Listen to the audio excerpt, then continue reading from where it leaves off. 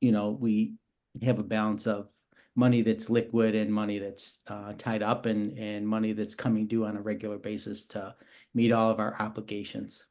Okay, and no report. When would we see a report on the status of that and what is happening with the court cases? Any update that we could get? Let's see, I If think I may, Janvier's on, yeah. Chief Deputy Treasurer Jean-Pierre Adams. Commissioner Anderson, through the chair, I believe you're referring to those funds that we have segregated as reserve. Yes. Okay, so the reserve funds are segregated in the general ledger accounts, but not in our investment accounts. So we still have sufficient funds, we believe, in the reserve to cover any potential liability from those cases. A report would be more appropriate coming through corporate counsel. They have offered to present a report upon the request of the commission on the status of the litigation. I can say that the litigation is ongoing. And right now, we don't anticipate that it will be resolved shortly. Okay, all right. Thank you. Thank you. Are there any additional questions? Are there any additional questions? Thank you. Madam Clerk, next item. Moving on to item 2, requesting commission approval of budget adjustment 2024 35042 decertifying revenue in the Community Corrections Fund. Are there any questions? Are there any questions? Next item. Item 3, requesting commission approval of budget adjustment 2024 35073 reallocating expenditures in the County Health Fund. Are there any questions? Are there any questions? Next item. Item 4, requesting commission approval of budget adjustment 2024 35076 reallocating expenditures in the County Health Fund. Are there any questions? Are there any questions? Next item. Item 5, requesting commission approval of budget adjustment 2024 35053 certifying revenue in the County Health Fund. Are there any questions? Are there any questions? Next item. Item 6, requesting commission approval of budget adjustment 2024 35072 certifying revenue in the General Fund and reallocating expenditures in the County Health Fund. Are there any questions? Are there any questions? Next item. Item 7, requesting commission approval of budget adjustment 2024 35048 reallocating expenditures in the Juvenile Justice Abuse Neglect Fund. At this time, I would like to ask, is there anyone present who can speak to this item, who can? And Madam Clerk, would you let the record reflect that Commissioner Baker McCormick has joined us? Duly noted.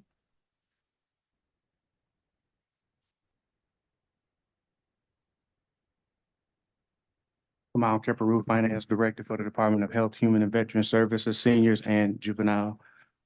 Sharon Rose, Deputy Finance Director for Juvenile Youth Services. Yes, and can you just start off by giving a general overview as it relates to this item? When Melissa Fernandez took over Juvenile Youth Services, she developed 3 different divisions, and she needed to hire division directors for each one. So the first one she hired, I believe his name was Mac McGee for JDF, and I believe he came from out of state and was given in his new hire agreement a $3,500 relocation expense.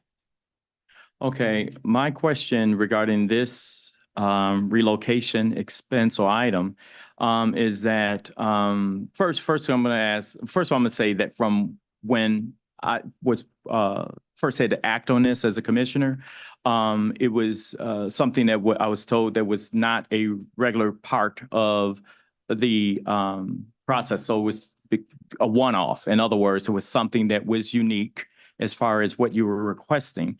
But I'm beginning to see these recent, like you're saying, like this one this morning. So I'm asking you, is there a policy that has been drafted since then to speak to who actually get these relocation expense reimbursements or otherwise, or to speak to any sort of relocation sort of expenditures? I think we'd have to go back to administration and find out if there is a policy. For us to have paid it, we would have had to have had an approval from HR. So what I'm asking you, is there a policy in place, whether it's with HR, management and budget, that exists to speak to these? Because we're seeing this pretty often. Through the chair, Eddie Fakori from the Executive Administration Office. I know Donna Wilson, our Director of HR, is addressing it and will be bringing it to a committee eventually. I know that it has been presented by analysts from the commission side, some questions to Donna, our director. So that will be coming before the commission eventually. But that has been a recent request, and they are working through with with the commission staff as well. Okay, thank you. Mhm. Okay, and are there any additional questions associated with this item? Mr. Chair, I do believe this is not a precedent-setting thing. I believe the previous Director of Health and Health and Veteran Services. Yes, what she did, yes, She but had it I also. remember we voted on that, and that's when the conversation first came up, that it was, new. I remember commissioners stating that. And so now it seemed to come regular. Not that it's something, I just want to make sure we have in writing as relates to that issue. Yeah. Should have a process. and, Yes, yeah. That applies to all of those. Yeah, thank you. Okay, any additional questions? Okay, thank you.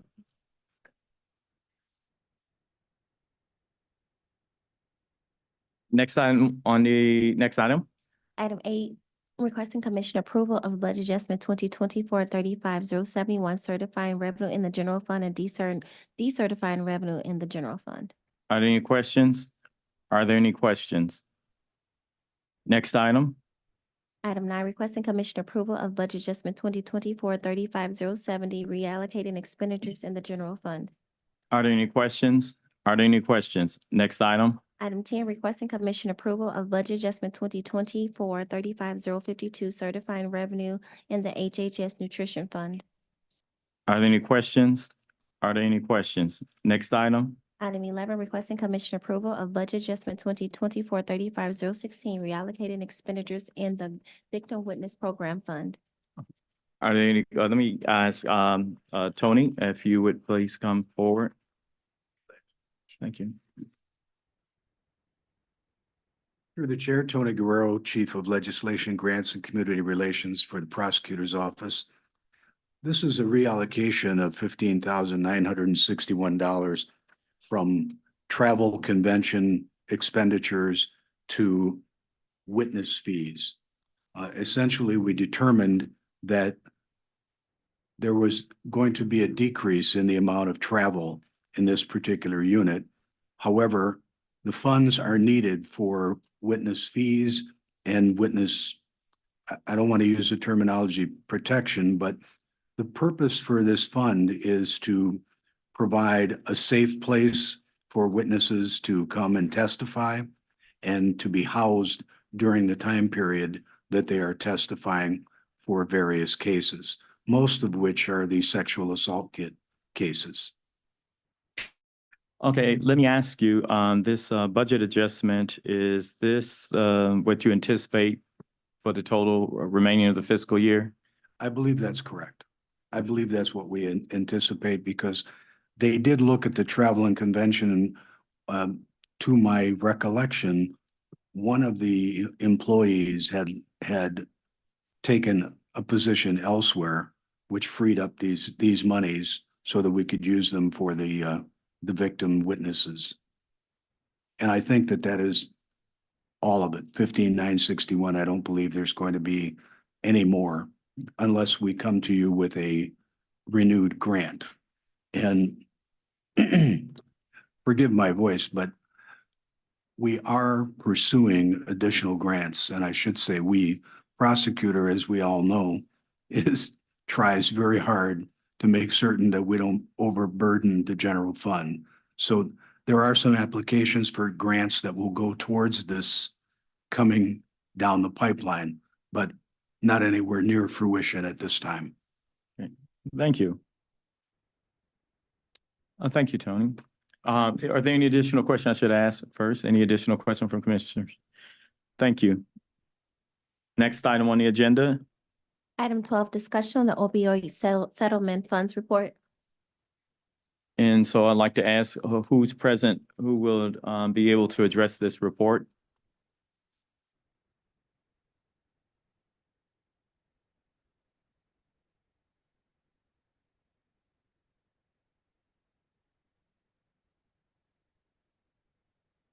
Kamal Caparu, Finance Director for the Department of Health, Human and Veteran Services. Thank you for appearing this morning. This report, can you just go over general summary as it relates to this report? And if we have any questions, I know I have some questions as it relates to the information contained within it.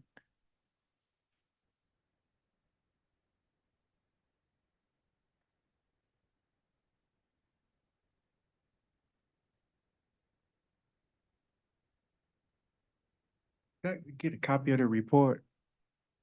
It's just the emails that were Oh, going back and forth. I figured. All right, just the email that, Oh, just, yes. Oh, some more.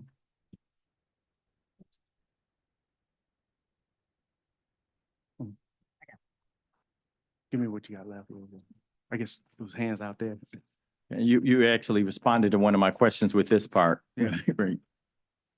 I'll wait till everybody get a copy.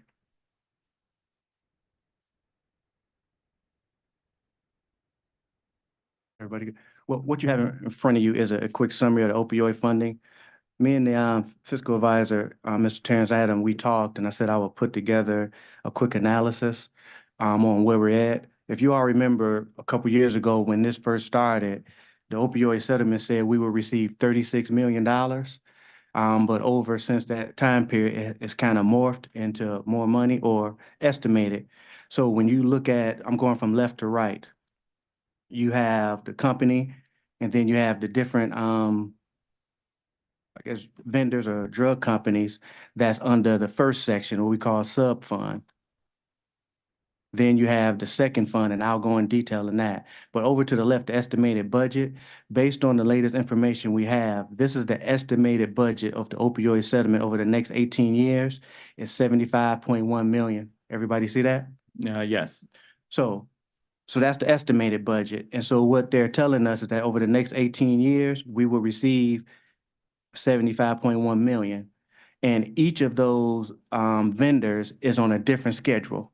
So some vendors may be over 18 years, some over 5 years, all depends on which one. Now, what we've received thus far, 2023, last year, is 7.7 million.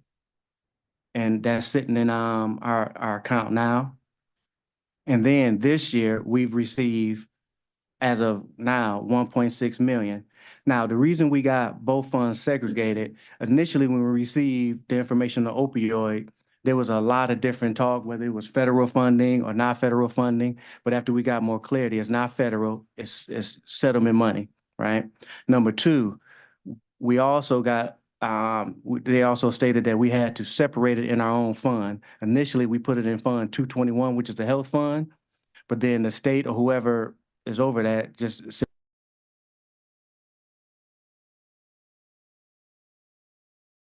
but also they said there was going to be some of the opioid funding or some of those vendors will be restricted. So you see that second business unit, 60563. So I want to make sure the commission is paying attention to that. Anything we put in that business unit is restricted opioid funding, where we have to report on it. Typically, when they initially gave us information, we do not have to report if we spend it on opioid related activities. But in this case, with this one, regardless, we have to report on the way we spent the funds. Now, we do have to report if we spend it on non-related opioid. That makes sense so far? It does. Okay. So as of now, the total that we've spent, the total that we receive is the 9.3 million. Everybody see that on the end?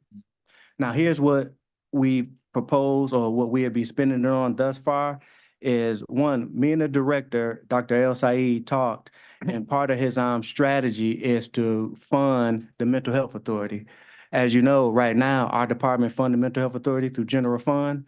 So as a way to save some of our general fund, since the mental health authority, or we call it DWIN, since that's their services, to fund them annually, the 2 million. Now, overall, the county, I think we fund them 8.8 million. So basically, we're reducing it to about the difference was 6 point something million, and to add the opioid part to make sure they get the help 8.8 million. That makes sense so far? Then the second part is the JDF started a program called Teen Wellness to assist with their program over there with our juveniles that deal with opioids. We provided them with 512,000. And then, of course, we talked about the Narcan vending machine. I think that's before the commission. So to date, we spent 4.3, which gives us a current balance of 4.9.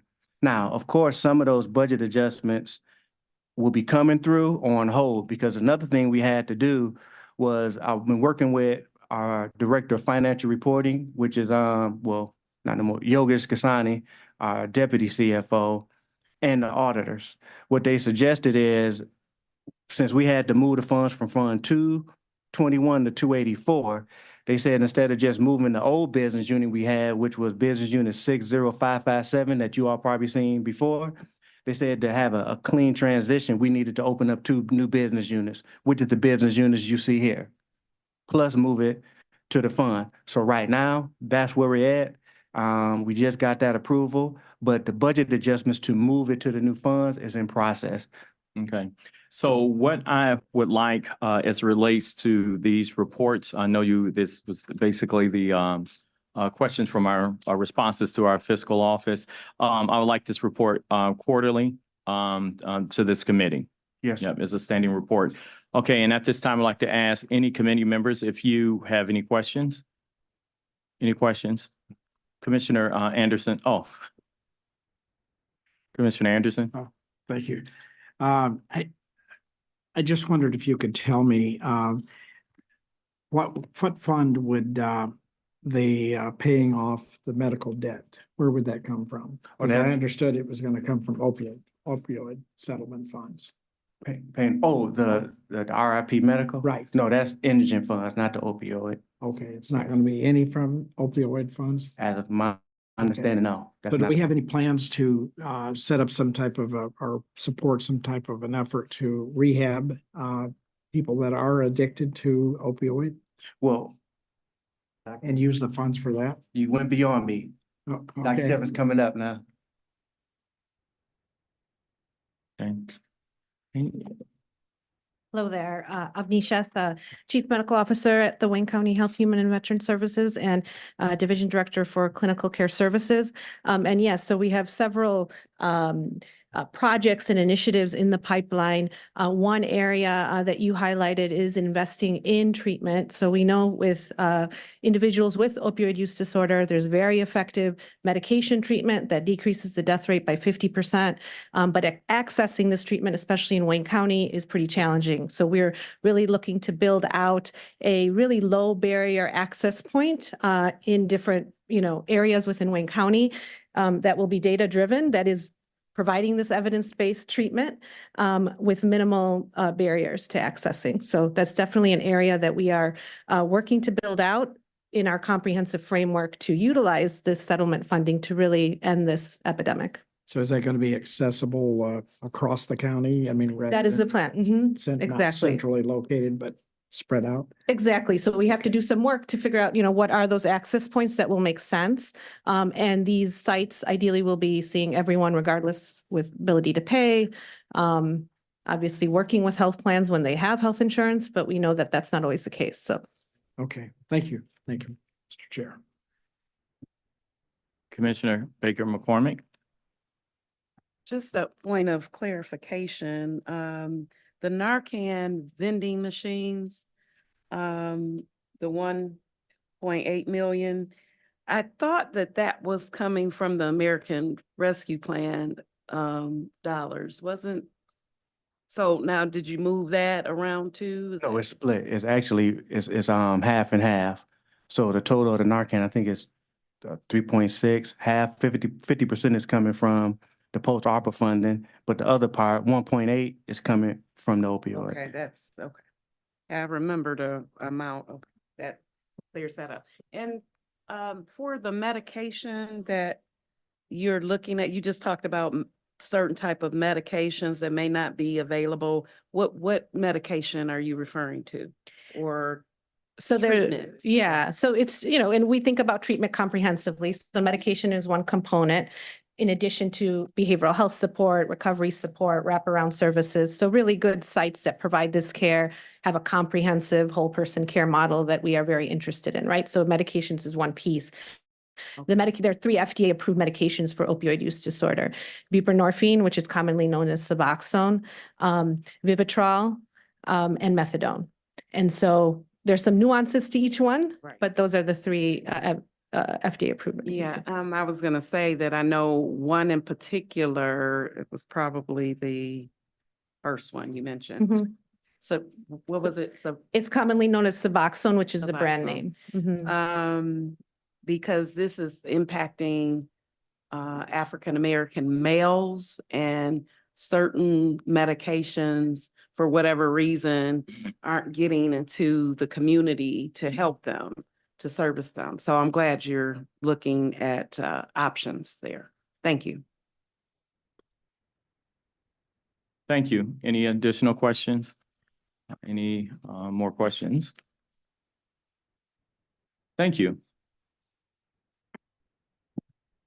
You have any closing Oh, remarks? no, the agenda item is mine, so figure. Oh, okay, I was gonna say, right, okay, thanks. thanks, okay. Okay, next item, Madam Clerk.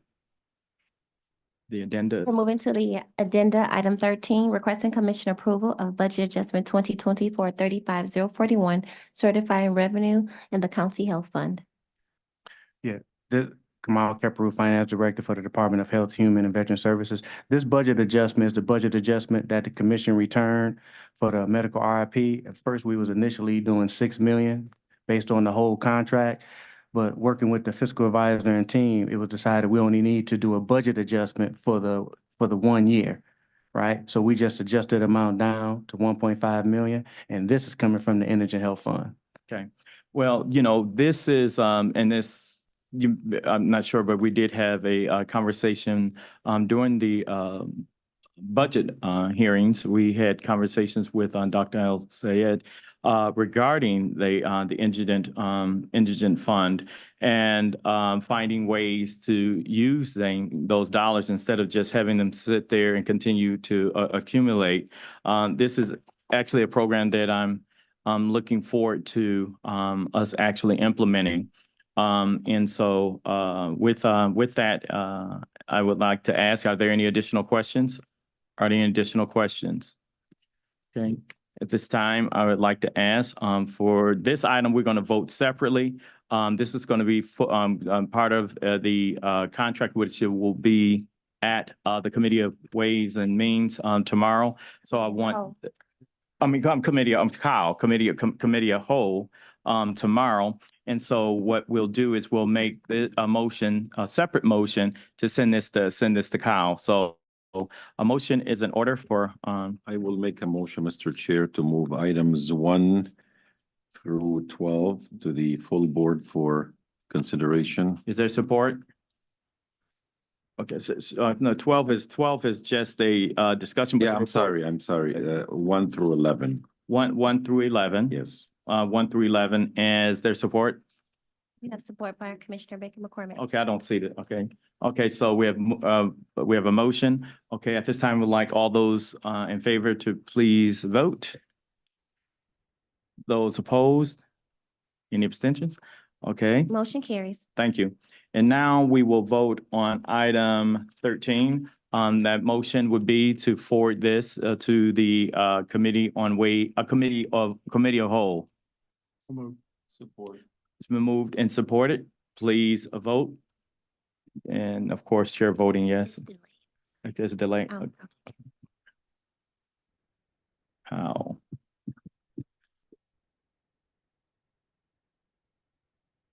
Motion carries. Thank you. Madam Clerk, next item. We are now returning to the agenda. Item F, such are the matters as may be properly submitted before the committee. I know of none. Next item. Item G, public comments. I'd like to ask for you to open up a Zoom as well as the mics. And I'd like to ask anyone on Zoom if you would like to address this committee at this time. I'd like to now ask if anyone present would like to address this committee at this time. Madam Clerk, have you received any emails or other communications? No emails or communications have been received, and there are no hands on Zoom. Thank you. Public comment closed. Next item. Item H, adjournment. Motion is in order. Moved, supported. Okay, all those in favor, signify by saying aye. Aye. Those opposed, meetings